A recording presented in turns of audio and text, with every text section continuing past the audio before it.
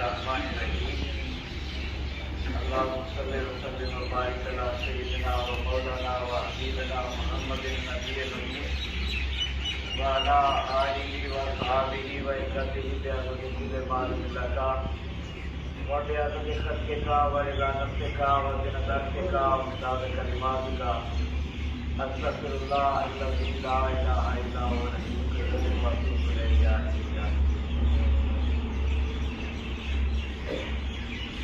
خدمت خلق یہ ہمارے شہر سرکار ابو حنیف قدس العزیز کی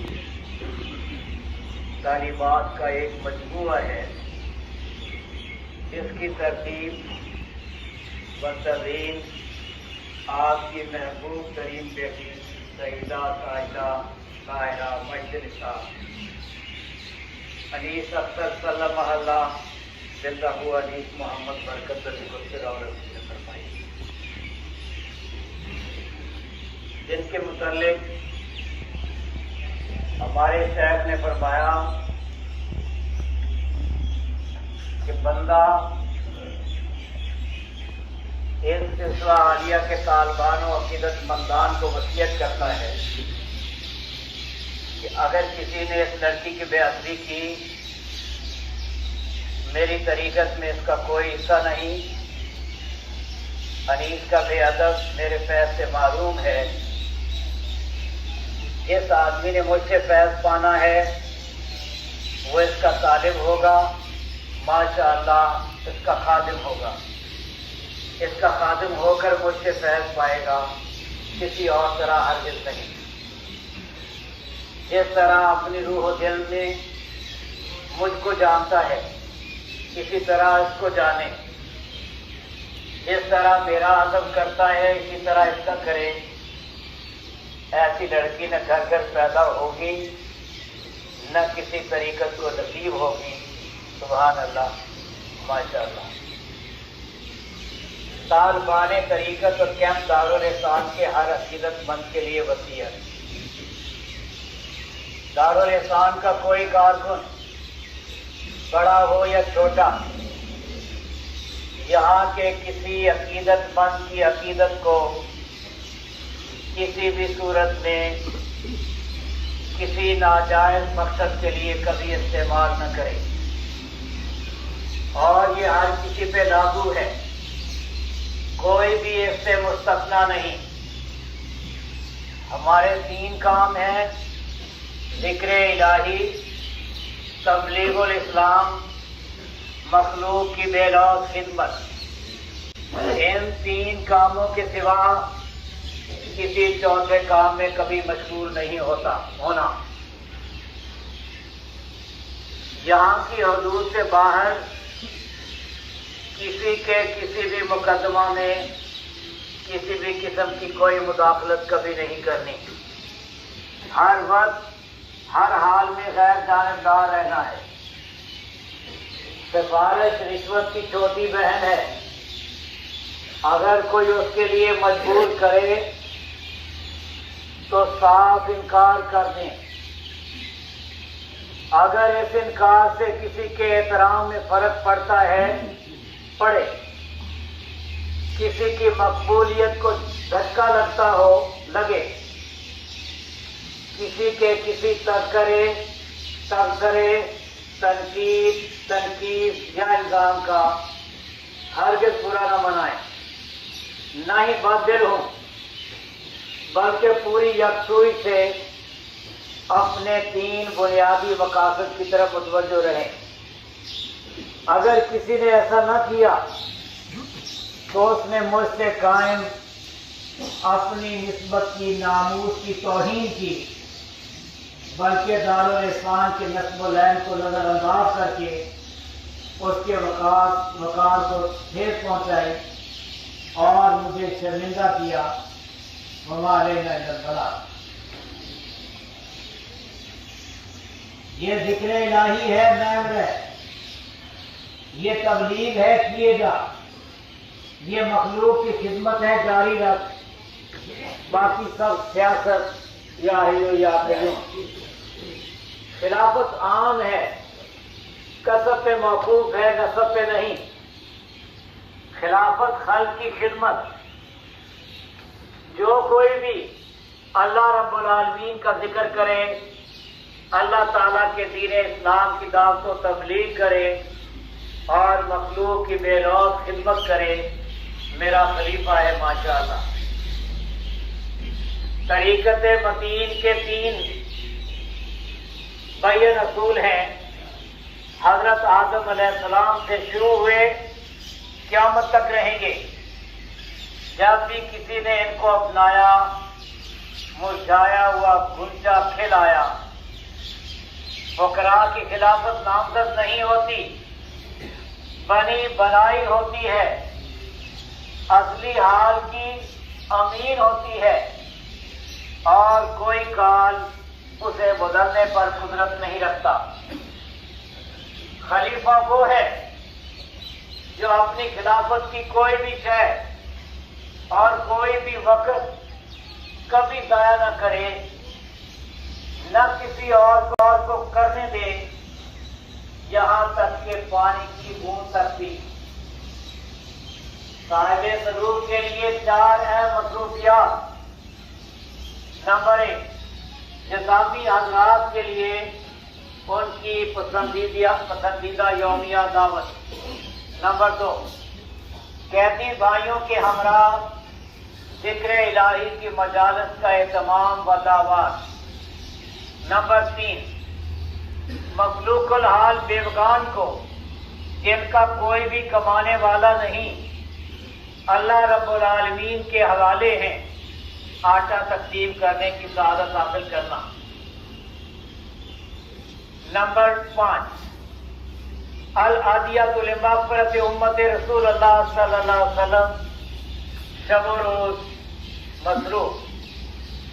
یہ مصروفیات دم بھر کے لیے بھی فارغ و غافل ہونے نہیں دیتی ماشاءاللہ۔ زندگی بولی یہ فنا کا مقام ہے، عزم بولا تیرا ذکر، تیرے دین اسلام کی تبلیغ اور تیری مخلوق عام کی خدمت میرا اپنی شعار ہے۔ ان تینوں کے سوا میں نے کوئی بھی شے اس دنیا میں رہنے نہیں دینی، فنا کر دینی ہے۔ جو بھی شے میری اصلاح میں رکاوٹ بنے، نیست و نابود کر دینی ہے۔ یہ امر کن کی وہ کلام ہے جو کبھی نہیں چلتی، ابدی بقا پاتی ہے۔ بڑے میاں، ہماری کوئی بھی شے دنیا کے کسی کام نہ آئے، دین ہی کے کام آئے ماشاءاللہ۔ ذکر الہی کے لیے، دین کی دعوت و تبلیغ کے لیے، مخلوق کی بے لوث خدمت کے لیے۔ مخلوق سے مراد ہر قسم کی مخلوق ہے، جن ہو یا انسان، درند ہو یا خزند، چرند ہو یا پرند، مومن ہو یا کافر، نیک ہو یا بد، مخلوق میں سے ہے۔ جب کوئی کسی کے کنبے کے ساتھ کسی بھی قسم کا کوئی احسان کرتا ہے، کنبے کا مالک اگرچہ کوئی ہو ضرور خوش ہوتا ہے، اپنے موسم کا شکریہ بھی ادا کرتا ہے۔ کیا اللہ اپنے کنبے کی بیمار و نادار مخلوق پہ، احسان کرنے والوں پہ خوش نہ ہوگا؟ بے شک اللہ سب قدردانوں سے بڑھ کر قدردان ہے۔ بعض حسنات ایسی مقبول ہوتی ہیں کہ جمیع سیئات کو محو کر دیتی ہیں۔ ہمارے ہاں ایک قصہ ہے، ایک اللہ کا بندہ اللہ ہی کے آسرے ایک سڑک کے کنارے زندگی اور موت کی کشمکش میں مبتلا تھا کہ ایک رقاصہ کا اس راہ سے گزر ہوا۔ اس کی کوئی نیکی اللہ کے ہاں مقبول ہو چکی ہوگی، اس کا دل پسیجا، وہیں رکی، اس اللہ کے بندے کو اپنی سواری میں بٹھا کر گھر لے آئی، ڈاکٹر کو بلایا، ان کی حالت اچھی نہ تھی، کپڑے بدلے، نہلایا، نئی پوشاک پہنائی اور نہایت ہی ادب و احترام سے ان کی تیمارداری میں مصروف ہو گئے۔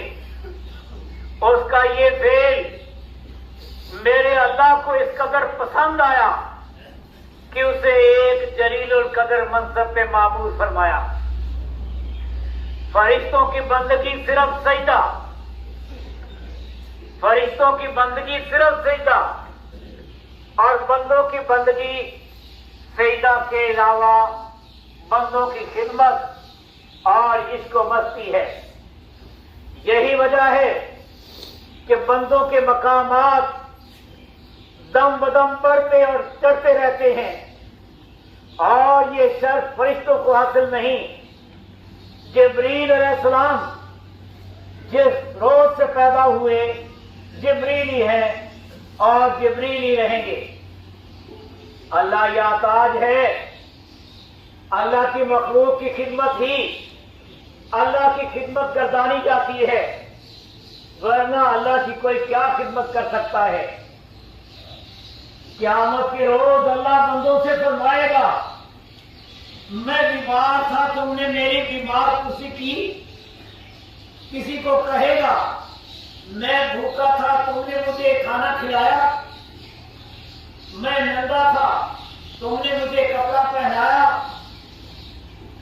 بندے عرض کریں گے تو کل کائنات کا خالق و مالک تھا، ہم نے کب آپ کی بیمار پرسی کی یا کھانا کھلایا یا کپڑا پہنایا؟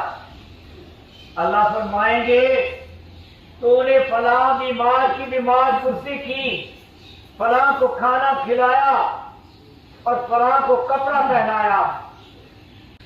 معلوم ہوا کہ مخلوق اللہ کا کنبہ ہے، اور مخلوق کی خدمت گویا اللہ ہی کی خدمت ہے، ورنہ اللہ کی کسی نے کیا خدمت کرنی ہے؟ وما علینا۔ بسم اللہ الرحمن الرحیم۔ اللہم صلی علی سیدنا محمد وآلہ وصحبہ وسلم۔ استغفر اللہ الذی لا الہ الا هو الحی القیوم واتوب الیہ۔ اللہم انی اسألک العفو والعافیۃ فی الدین والدنیا والآخرہ۔ اللہم الف بین قلوبنا واصلح ذات بیننا واہدنا سبل السلام ونجنا من الظلمات إلى النور وجنبنا الفواحش ما ظهر منها وما بطن وبارك لنا في أسماعنا وأبصارنا وقلوبنا وأزواجنا وذرياتنا وتب علينا إنك أنت التواب الرحيم۔ هو شیخ عالم باوجی برکت علی فقر و ترک و توسنی و بہتری صبر و رضا یا الہی شاہ برکت کی ولایت کے بزائے دوسروں کی تقریب ہو مجھ کو عطا صلی اللہ تعالی علی خیر